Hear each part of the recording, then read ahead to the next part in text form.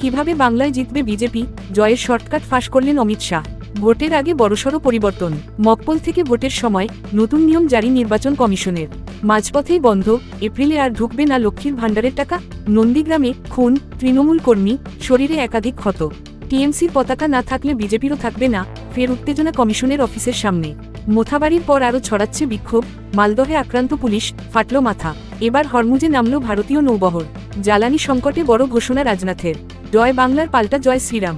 মনোনয়নপত্র দাখিলকে কেন্দ্র করে দিকে দিকে উত্তেজনা। পেনশনভোগীদের দিয়ে নিয়ে বড় ঘোষণা নবান্নের, কবে মিলবে বকেয়া? জারি বিজ্ঞপ্তি।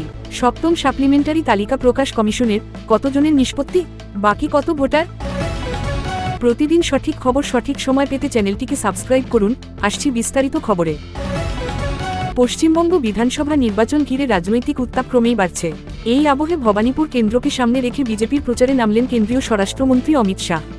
এদিন দলের প্রার্থী শুভেন্দু অধিকারীর সমর্থনে সভা করে সরাসরি তৃণমূল সরকারকে আক্রমণ এবং বাংলার পরিবর্তনের ডাক দিলেন তিনি। কলকাতার ভবানীপুরে বিজেপির প্রচারে এসে অমিত শাহ এদিন স্পষ্ট ভাষায় বলেন, 2014 সালের পর যেসব রাজ্যে বিজেপি সরকার গঠন করেছে সেখানে উন্নয়ন হয়েছে। এবার সেই পরিবর্তনের পালা বাংলার। তিনি পরিষ্কার বলেন, ভবানীপুরের ভোট শুধুমাত্র একটি আসনের লড়াই নয়, গোটা রাজ্যের ভবিষ্যৎ নির্ধারণ করবে। এখানেই শেষ নয়। এদিন সভা মঞ্চ থেকে অমিত শাহ ভোটারদের কাছে হাতজোড় করে আবেদন জানান শুভেন্দু অধিকারীকে বিপুল ভোটে জেতানোর জন্য। তিনি বলেন, বাংলার মহান ব্যক্তিত্বদের স্বপ্ন পূরণ করতে হলে পরিবর্তন জরুরি। একই সঙ্গে তিনি দাবি করেন, রাজ্যে দুর্নীতি, সিন্ডিকেট রাজ এবং অনুপ্রবেশের সমস্যা ভয়াবহ আকার নিয়েছে, যার একমাত্র সমাধান বিজেপি সরকার। অমিত শাহ এদিন আরও অভিযোগ করেন, তৃণমূলের বিরুদ্ধে সন্ত্রাস, তোলাবাজি এবং রাজনৈতিক হিংসার অভিযোগ রয়েছে। সাংবাদিকদের সঙ্গে কথোপকথনের প্রসঙ্গ টেনে তিনি বলেন, অনেকেই চান তৃণমূলের শাসনের অবসান হোক এবং অপরাধীদের জেলে পাঠানো হোক। ভোটের সময় কেউ যাতে ভোটারদের বাধা দিতে না পারে, সেই আশ্বাসও দেন তিনি। শুভেন্দু অধিকারীকে নিয়ে তিনি বলেন, আগের নির্বাচনে মমতা বন্দ্যোপাধ্যায় সরকার গড়লেও শুভেন্দুর কাছে হারতে হয়েছিল। এবার শুধু ভবানীপুর নয়, গোটা বাংলাতেই তৃণমূলকে হারানোর লক্ষ্য নিয়েই লড়াই চলছে বলে জানান তিনি। সভায় তিনি একটি শর্টকাট কথাও উল্লেখ করেন।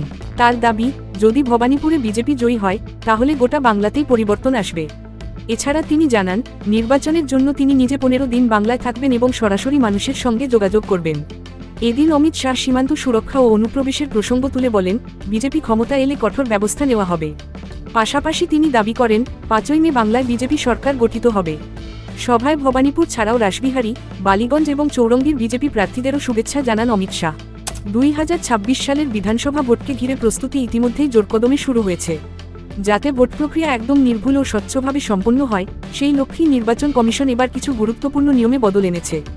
বিশেষ করে ভোটের আগে মকপল থেকে শুরু করে ভোট গ্রহণের সময়সূচি, সবকিছুতেই এসেছে নতুন নির্দেশ। এবার 2 দফায় ভোট বাংলায়। 2026 সালের 15ই মার্চ নির্বাচন কমিশন আনুষ্ঠানিকভাবে পশ্চিমবঙ্গ বিধানসভা ভোটের নির্ঘণ্ট ঘোষণা করে। আগের মতো বহু দফায় নয়, এবার পুরো রাজ্যে ভোট হবে মাত্র 2 দফায়। প্রথম দফা 23 এপ্রিল এবং দ্বিতীয় দফা 29 এপ্রিল। আর ভোট গণনা ও ফল প্রকাশ হবে 4 মে। এই বিশাল প্রক্রিয়া সামলাতে রাজ্যের বিপুল সংখ্যক সরকারি কর্মী দায়িত্বে থাকবেন, তাই আগেভাগেই তাদের জন্য স্পষ্ট গাইডলাইন দেওয়া হয়েছে। ভোটের দিন সবচেয়ে গুরুত্বপূর্ণ ধাপগুলির একটি হল মকপল। ভোট শুরুর আগে ইভিএম ঠিকমতো কাজ করছে কিনা তা যাচাই করতেই এই প্রক্রিয়া করা হয়। নতুন নির্দেশ অনুযায়ী সকাল 7টায় ভোট শুরু হওয়ার অন্তত 1.5 ঘণ্টা আগে অর্থাৎ ভোর 5:30 এর মধ্যে মকপল শুরু করতে হবে। এই সময় রাজনৈতিক দলগুলির পোলিং এজেন্টদের উপস্থিতি বাধ্যতামূলক হলেও কেউ না থাকলে প্রিজাইডিং অফিসার সর্বোচ্চ 15 মিনিট অপেক্ষা করতে পারবেন। তারপরও যদি কেউ উপস্থিত না হন, তাহলে অন্য দায়িত্বপ্রাপ্ত কর্মীদের উপস্থিতিতেই মকপল চালানো যাবে। মকপলের সময় অন্তত 50টি ভোট দেওয়া বাধ্যতামূলক করা হয়েছে, যাতে ইভিএমের ফলাফল সঠিক কিনা তা নিশ্চিত করা যায়। পাশাপাশি প্রতিটি প্রার্থীর বোতাম এমনকি অন্তত একবার করে পরীক্ষা করতে হবে, যাতে কোনো ত্রুটি না থাকে।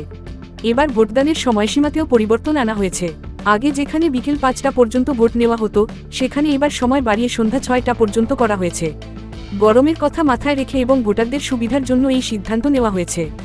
ভোট শুরু হবে সকাল 7টা থেকেই, তবে বিকেল 6টায় সময় শেষ হয়ে গেলেই ভোট পুরোপুরি বন্ধ হয়ে যাবে এমনটা নয়। যদি তখনও ভোটকেন্দ্রের বাইরে লাইনে ভোটার থাকেন, তাহলে সেই লাইনের শেষ ব্যক্তি পর্যন্ত সবাইকে ভোট দেওয়ার সুযোগ দিতে হবে। এই ক্ষেত্রে লাইনের শেষ প্রান্তে থাকা ভোটারকে একটি স্লিপ দিয়ে চিহ্নিত করা হবে, যাতে নতুন কেউ লাইনে ঢুকতে না পারেন। ভোট গ্রহণ শেষ হওয়ার পরেও পোলিং কর্মীদের কাজ বাকি থাকে। ইভিএম ও ভিভিপ্যাট সঠিকভাবে সিল করা, প্রয়োজনীয় ফর্ম পূরণ করা এবং সমস্ত নথিপত্র গুছিয়ে নির্দিষ্ট রিসিভিং সেন্টারে জমা দেওয়ার দায়িত্ব তাদেরই নিতে হবে। কমিশন স্পষ্ট জানিয়েছে, এই সমস্ত নিয়ম কঠোরভাবে মেনে চলতে হবে, তবেই পুরো নির্বাচন প্রক্রিয়া নির্বিঘ্নে সম্পন্ন করা সম্ভব। নতুন এই নিয়মগুলি মূলত ভোটের কাজে যুক্ত সরকারি কর্মী, শিক্ষক ও নিরাপত্তা কর্মীদের জন্য অত্যন্ত গুরুত্বপূর্ণ, কারণ তাদের ওপরই নির্ভর করছে গোটা ভোটপর্বের সুষ্ঠু পরিচালনা। রাজ্য সরকারের অন্যতম জনপ্রিয় প্রকল্প লক্ষ্মীর ভাণ্ডার। গতবার বিধানসভা নির্বাচনে জিতে আসার পর এই প্রকল্পের ঘোষণা করেন মুখ্যমন্ত্রী মমতা বন্দ্যোপাধ্যায়। দীর্ঘদিন ধরেই রাজ্যের মহিলাদের আর্থিক সহায়তা দিয়ে আসছেন, কিন্তু এবার এই প্রকল্প নিয়ে এলো নতুন খবর। লক্ষ্মীর ভাণ্ডার নিয়ে নতুন করে কিছু জল্পনা শুরু হয়েছে। সম্প্রতি খবর মিলেছে, আপাতত বন্ধ হয়ে যাবে লক্ষ্মীর ভাণ্ডারের টাকা। শোনা যাচ্ছে, ভোটের ফল যতদিন না ঘোষণা হচ্ছে ততদিন সাময়িকভাবে লক্ষ্মীর ভাণ্ডারের টাকা দেওয়া বন্ধ থাকতে পারে। এমতাবস্থায় প্রশ্ন উঠছে, এপ্রিল মাসের বা আগামী কিস্তি ঠিক সময়মতো আসবে তো লক্ষ্মীর ভাণ্ডারের? লক্ষ্মীর ভাণ্ডার প্রকল্পের সুবিধাভোগীদের দুভাগে ভাগ করা হয়েছে, সাধারণ শ্রেণী এবং তফসিলি জাতি ও উপজাতি। মূলত সমাজের পিছিয়ে পড়া শ্রেণীকে আর্থিকভাবে শক্তিশালী করতে এই ভাতা ঘোষণা করা হয়। কিন্তু এই প্রকল্পের টাকা সাময়িকভাবে বন্ধ করার পেছনে কারণ কি? আটকে যাবে প্রকল্পের টাকা? আসলে নির্বাচনের সময় আদর্শ আচরণবিধি কার্যকর থাকে। এই সময় কোনো নতুন সরকারি ঘোষণা বা আর্থিক সুবিধা বিতরণের ক্ষেত্রে বিধিনিষেধ করতে হবে। তাই অনুমান করা হচ্ছে, নির্বাচনের ফল ঘোষণা না হওয়া পর্যন্ত লক্ষ্মীর ভাণ্ডারের কিস্তি আটকে থাকতে পারে। তবে সরকারের তরফে এখনও কোনো আনুষ্ঠানিক ঘোষণা হয়নি। লক্ষ্মীর ভাণ্ডারের স্ট্যাটাস করবেন কিভাবে? এই প্রকল্পের উপভোক্তারা আবেদন বা পেমেন্ট স্ট্যাটাস চেক করার জন্য অনলাইনে লগইন করতে হবে। এর জন্য দরকার হবে আবেদন নম্বর এবং মোবাইল নম্বর। সরকারি পোর্টালে গিয়ে লক্ষ্মীর ভাণ্ডার লগইন অপশন বেছে নিয়ে তথ্য দিলেই স্ট্যাটাস চেক করা যাবে। ভোটবঙ্গে আবারও খুনের অভিযোগ। তৃণমূল কর্মীকে পিটিয়ে খুনের অভিযোগ নন্দীগ্রামে। অভিযোগের তীর বিজেপির দিকে, যদিও বিজেপির তরফ থেকে অভিযোগ অস্বীকার করা হয়েছে। ঘটনাকে ঘিরে তীব্র উত্তেজনা নন্দীগ্রামের ভেকুটিয়ায়। পুলিশ জানিয়েছে, মৃতের নাম শক্তিপদ দাস 65 ওরফে ফরিং। জানা যাচ্ছে, তিনি নন্দীগ্রাম 1 নম্বর ব্লকের ভেকুটিয়া অঞ্চলের শ্রীপুর গ্রামের সক্রিয় তৃণমূল কর্মী। পুলিশ ও স্থানীয় সূত্রে জানা গিয়েছে, বৃহস্পতিবার সকালে অন্যান্য দিনের মতো কাজে বেরিয়েছিলেন ফরিং। কিন্তু সকাল 10টা নাগাদ বাড়ি থেকে অদূরে তাকে প্রায় সঙ্গহীন অবস্থায় রাস্তায় পড়ে থাকতে দেখেন স্থানীয় বাসিন্দারা। তার শরীরে একাধিক ক্ষত ছিল বলে স্থানীয় প্রত্যক্ষদর্শীরা জানাচ্ছেন। তাকে আশঙ্কাজনক অবস্থায় নন্দীগ্রাম সুপার স্পেশালিটি হাসপাতালে নিয়ে গেলে চিকিৎসকরা মৃত বলে ঘোষণা করেন। পরিবারের এক্ষেত্রে আঙুল তুলেছে বিজেপির দিকে, কারণ পরিবারের দাবি, বুধবার সন্ধ্যায় তৃণমূলের মিছিলে না যাওয়ার হুমকি দেয় বিজেপি আশ্রিত দুষ্কৃতীরা। ফরিং যাতে পবিত্র করের মনোনয়ন জমা দেওয়ার সময় তার পাশে না থাকেন, সেই হুমকি দেওয়া হয় বলে অভিযোগ। কিন্তু সে সময়ে বিরোধিতা করেছিলেন ফরিং। উল্লেখ্য, এদিনই সকালে মনোনয়ন জমা দেন নন্দীগ্রামের তৃণমূল প্রার্থী পবিত্র কর। সেখানেই যাচ্ছিলেন ফরিং। সেই আক্রোশ থেকেই বৃহস্পতিবার সকালে তার ওপর হামলা হয়েছে বলে অভিযোগ। উল্লেখ্য, এর আগে দক্ষিণ 24 পরগনার রায়দিঘিতে এক বিজেপি কর্মীকে কুপিয়ে খুনের অভিযোগ ওঠে। শরীর থেকে তার হাত কেটে নেওয়া হয় বলে অভিযোগ। এরপর খাস কলকাতায় বাড়িতে ঢুকে এক তৃণমূল কর্মীকে গুলি করে খুনের অভিযোগ ওঠে। এই নিয়ে ভোটবঙ্গে 3 জনের খুনের অভিযোগ উঠল। নির্বাচন কমিশনের অফিসের ঠিকানা বদলেছে, তবে পরিস্থিতি স্বাভাবিক হয়নি। সেই মঙ্গলবার থেকে ফর্ম -6 নিয়ে দফায় দফায় চড়েছে উত্তেজনার পারদ, যার প্রভাব বুধবার রাত পর্যন্ত ছিল। অভিযোগ, মধ্যরাতে নির্বাচন কমিশনের সিও দফতরের সামনে থাকা বিজেপির পতাকা খুলিয়ে দিল তৃণমূল। বিএনএসএসের 163 ধারা জারি হওয়ার সঙ্গে সঙ্গে যদি তৃণমূলের অবস্থান মঞ্চ ও পতাকা খুলে দেওয়া হয়, তাহলে ওই এলাকায় বিজেপির পতাকা ঝুলছে কি করে? এই নিয়ে ফের দফায় দফায় উত্তেজনা ছড়ায়। তৃণমূলের সর্বভারতীয় সাধারণ সম্পাদক অভিষেক বন্দ্যোপাধ্যায় দাবি করেছিলেন, বিজেপি নির্বাচন কমিশনের অফিসে একাধিক ফর্ম -6 জমা দিচ্ছে। ভিন রাজ্য থেকে আসা ভোটারদের নাম বেআইনিভাবে তুলে বাংলা দখল করতে চাইছে তারা। এরপর মঙ্গলবার এই নিয়ে তৃণমূল বিজেপির দুপক্ষের অশান্তি চরমে পৌঁছয়। গোটা রাত ধর্ণা অবস্থান করে তৃণমূলের নেতাকর্মীরা।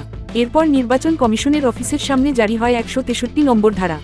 কিন্তু এত কিছু করেও বিতর্ক যে এড়ানো গেল না তার প্রমাণ মিলল বুধবারও শাসক দল বিক্ষোভ দেখায় নির্বাচন কমিশনের অফিসের সামনে। তাদের দাবি, বিজেপির পতাকা খুলতে হবে, না হলে তৃণমূল ফের পতাকা লাগিয়ে দেবে। তাদের অভিযোগ, নির্বাচন কমিশনের ইন্ধনে কেন্দ্রীয় বাহিনীর সহযোগিতায় আইনকে বুড়ো আঙুল দেখিয়ে পতাকা লাগিয়েছে বিজেপি। তৃণমূলের বিক্ষোভের মধ্যেই পুলিশ গাড়ি নিয়ে এসে বিজেপির পতাকা খোলায়। তবে বিজেপির পতাকা খুলতে গিয়ে 163 নম্বর ধারা লাগু হওয়ার এলাকার বাইরেও লাগানো বিজেপির পতাকা খোলায় তৃণমূল।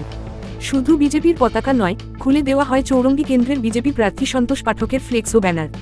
বিক্ষোভকারী তৃণমূলের ছাত্র নেতা অভিরূপ চক্রবর্তী বলেন, আমাদের পতাকা খুলে দেওয়া হয়েছে, তাহলে বিজেপির থাকবে না। তিনি আরও অভিযোগ করে বলেন, সরকারি জায়গায় ঝুলেছে বিজেপির পতাকা, ল্যাম্প পোস্টে লাগানো রয়েছে, তাই সেইগুলি খুলিয়ে দেওয়ার দাবি করেছি।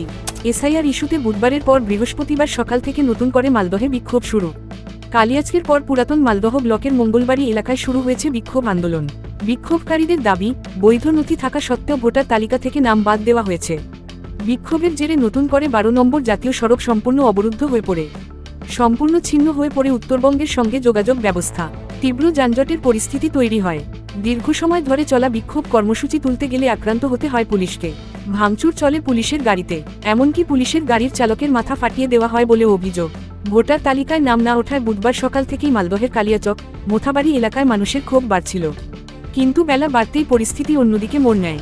জনরোষ আছড়ে পড়ে এসআইআরের কাজে যাওয়া বিচারকদের উপর, যার জেরে রাত দুপুরে অগ্নিগর্ভ হয়ে ওঠে মালদহের কালিয়াচক। অভিযোগ, বিক্ষোভকারী জনতা দীর্ঘক্ষণ ধরে কালিয়াচক 2 বিডিও অফিসে আটকে রাখেন 7 জন জুডিশিয়াল অফিসারকে। তাদের মধ্যে ছিলেন মহিলা সহ 3 জন বিচারক। এদের ঘিরেই চলে বিক্ষোভ। শেষমেশ গভীর রাতে ঘটনাস্থলে বিশাল পুলিশ বাহিনী গিয়ে বিচারকদের উদ্ধার করা হয়। জানিয়ে এদিন সুপ্রিম কোর্টের মুখে পড়তে হয় কমিশন এবং রাজ্য প্রশাসনকে। এর মধ্যেই সকাল থেকে নতুন করে পুরাতন মালদহ ব্লকের মঙ্গলবাড়ি এলাকা উত্তপ্ত হয়ে ওঠে। এসআইআর ইস্যুতে 12 নম্বর জাতীয় সড়কের বাইপাসে যদুপুরের বাসিন্দারা অবরোধ শুরু করেন। দীর্ঘ সময় ধরে চলে এই বিক্ষোভ কর্মসূচি, আর তা তুলতে গিয়েই বিক্ষোভের মুখে পড়তে হয় পুলিশকেও। যদিও ঘটনার পরেই এলাকায় মোতায়েন করা হয় বিশাল পুলিশ বাহিনীকে। বিশেষ করে 12 নম্বর জাতীয় সড়ক, মালদহ মোথাবাড়ি রাজ্য সড়কের বিভিন্ন জায়গায় পুলিশ পিকটে বসানো হয়েছে। এমনকি কেন্দ্রীয় বাহিনীকেও মোতায়েন করা হয়েছে। যুদ্ধের বাজারে অশোধিত তেল যেন গুপ্তধন, হরমুজ প্রণালী হল গোপন সুড়ঙ্গ। এই পথেই জ্বালানি সংকটের মুশকিল আসান, তাকেই সুরক্ষিত করছে ভারতের নৌবাহিনীর। বৃহস্পতিবার প্রতিরক্ষামন্ত্রী রাজনাথ সিং নিশ্চিত করলেন, প্রতিশ্রুতি মতো ভারতীয় নৌসেনার পাহারায় একাধিক তেল ও গাসবাহী জাহাজ দেশের বন্দরগুলির পথে। ফলে দেশে জ্বালানি সংকট নেই বলেই দাবি তার। তবে পশ্চিম এশিয়ার পরিস্থিতির দিকে নজর রাখা হচ্ছে এবং প্রয়োজন মতো ব্যবস্থা নেওয়া হবে বলেও জানান দেশের প্রতিরক্ষামন্ত্রী। বৃহস্পতিবার ভোটমুখী কেরলে ছিল বিজেপির জনসভা। সেখানে রাজনাথ দাবি করলেন, জ্বালানি বা গ্যাসের সংকট তৈরি হয়নি দেশে। পশ্চিম এশিয়ায় চলমান যুদ্ধের জেরে তৈরি হওয়া জ্বালানি সংকট মোকাবিলায় সক্ষম ভারত। প্রতিরক্ষামন্ত্রী বলেন, আমরা পশ্চিম এশিয়ার পরিস্থিতি নিবিড়ভাবে পর্যবেক্ষণ করছি এবং যেকোনো পরিস্থিতি মোকাবিলার জন্য প্রস্তুত আছি। তিনি জানান, খোদ প্রধানমন্ত্রী নরেন্দ্র মোদী মধ্যপ্রাচ্যের বিভিন্ন দেশের রাষ্ট্রপ্রধানদের সঙ্গে নিয়মিত যোগাযোগ রাখছেন।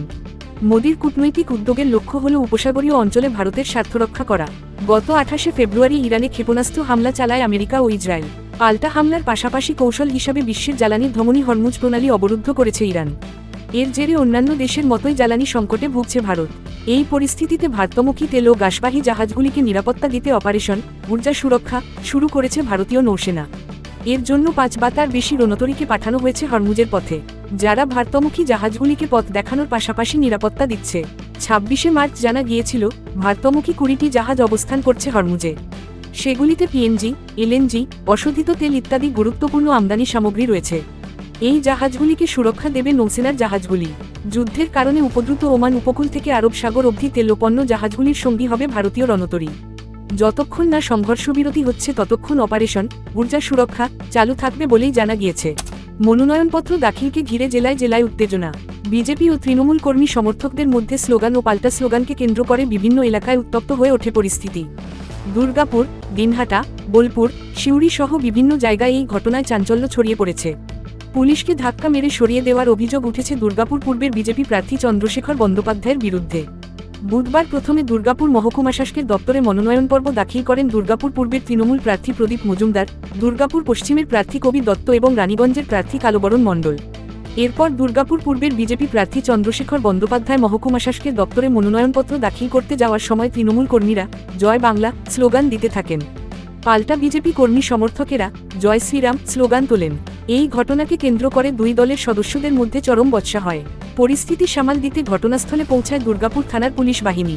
থানার ভারপ্রাপ্ত আধিকারিক সঞ্জীব দেকে ঠেলে সরিয়ে দেওয়ার অভিযোগ ওঠে বিজেপি প্রার্থীর বিরুদ্ধে। পরে পুলিশের তৎপরতায় পরিস্থিতি নিয়ন্ত্রণে আসে। দিনহাটা মহকুমা শাসক দপ্তরেও তৃণমূল ও বিজেপি প্রার্থীর মনোনয়ন জমা দেওয়াকে কেন্দ্র করে উত্তেজনা ছড়িয়ে পড়ে। এদিন প্রথমে মনোনয়নপত্র জমা দেন তৃণমূল কংগ্রেস প্রার্থী উদয়ন গুহ। এর 10 মিনিট পরে বিজেপি প্রার্থী অজয় রায় মনোনয়ন জমা করতে আসেন। এই সময় দপ্তর চত্বরে থাকা তৃণমূল সমর্থকেরা জয় বাংলা স্লোগান দেন। পাল্টা বিজেপি কর্মী সমর্থকেরা জয় শ্রীরাম স্লোগান তোলেন। পরিস্থিতি নিয়ন্ত্রণে রাখতে ওই এলাকায় কেন্দ্রীয় বাহিনীর জওয়ান ও বিশাল পুলিশ বাহিনী মোতায়েন করা হয়। অন্যদিকে বোলপুরে মহকুমা শাসকের দপ্তরের সামনেই তৃণমূল ও বিজেপির স্লোগান ও পাল্টা স্লোগানকে কেন্দ্র করে উত্তপ্ত হয়ে ওঠে এলাকা। বোলপুর বিধানসভার তৃণমূল প্রার্থী চন্দ্রনাথ সিনহা, লাভপুরের প্রার্থী অভিজিৎ সিনহা, নানুরের প্রার্থী বিধান চন্দ্র মাঝি মনোনয়ন জমা দিয়েছে। এই 3 বিধানসভা এলাকার বিজেপি প্রার্থীরাও এদিন মনোনয়ন জমা দেন। এর মাঝে দুই দলের কর্মী সমর্থকদের মধ্যে উত্তেজনা ছড়িয়ে পড়ে। বোলপুরের পাশাপাশি সিউড়িতেও মনোনয়নপত্র দাখিলকে কেন্দ্র করে বিজেপি ও তৃণমূল সমর্থকদের মধ্যে উত্তপ্ত পরিস্থিতি তৈরি হয়। চলে স্লোগান ও পাল্টা স্লোগান। পরিস্থিতি সামাল দিতে বিরাট পুলিশ ও কেন্দ্রীয় বাহিনী মোতায়েন করা হয়েছে। রাজ্য সরকারি কর্মচারীদের বকেয়া মহার্ঘ ভাতা প্রদান নিয়ে হাজার জটিলতা কাটিয়ে অবশেষে সুপ্রিম রায় মেনে গত অর্থবর্ষের মধ্যে একাংশের অর্থ দিয়েছে নবান্ন।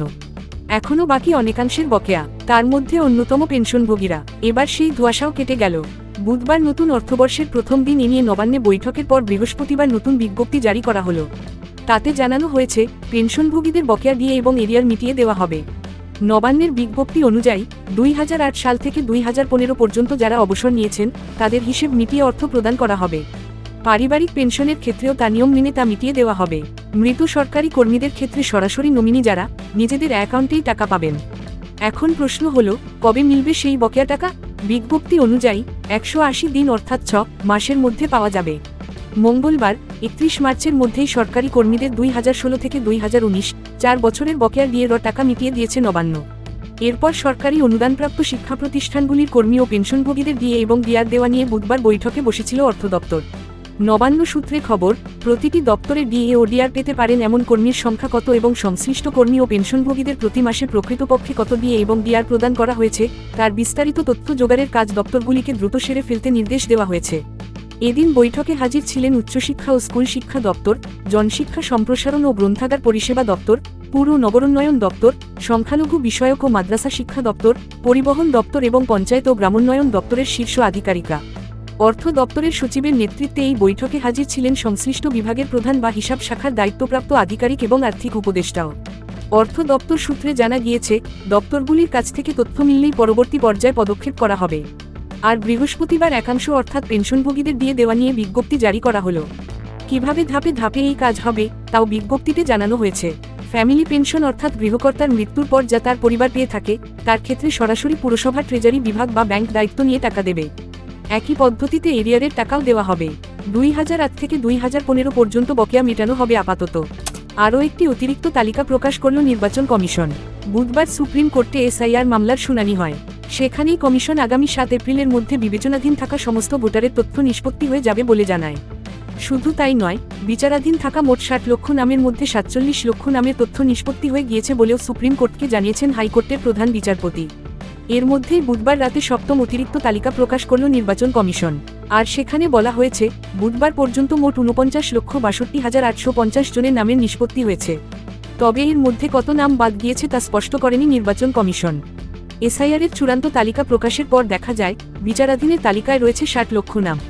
এই অবস্থায় বিচারাধীন দের নিষ্পত্তি করে অতিরিক্ত ভোটার তালিকা প্রকাশ করতে শুরু করে নির্বাচন কমিশন। বুধবারের তথ্য অনুযায়ী 60 লক্ষ বিচারাধীনের মধ্যে প্রায় 49,62,850 জন নামের তথ্য যাচাই হয়েছে। যদিও এখনও পর্যন্ত প্রায় 10 লক্ষের কিছু বেশি ভোটারের নাম বিবেচনাধীন রয়েছে। তাদের নিষ্পত্তির পরই জানা যাবে বাদ পড়া ভোটারের সংখ্যা ঠিক কতজনই বা চূড়ান্ত তালিকায় স্থান পেলেন। কমিশন সূত্রে খবর, যেভাবে কাজ চলছে কয়েকদিনের মধ্যে বাকি থাকা 10 লক্ষ নামের নিষ্পত্তি হয়ে যাবে। তারপরও যাদের নাম বাদ পড়বে তারা বিশেষ ট্রাইব্যুনালে আবেদন করতে পারবেন। আজ বৃহস্পতিবার থেকেই বিশেষ এই ট্রাইব্যুনাল কাজ শুরুর কথা ছিল। জানা যাচ্ছে, পরিকাঠামোর অভাবে আজ থেকে শুরু করা সম্ভব হলো না ট্রাইব্যুনালের কাজ। সূত্রের খবর, বর্তমান পরিস্থিতিতে ট্রাইব্যুনালে যে বিচারপতিরা রয়েছেন তাদের কেউ কেউ এই কাজ থেকে অব্যাহতি চেয়েছেন। ফলে কবে ট্রাইব্যুনাল কার্যকর করবে সে বিষয়ে বিস্তর সংশয় তৈরি হয়েছে।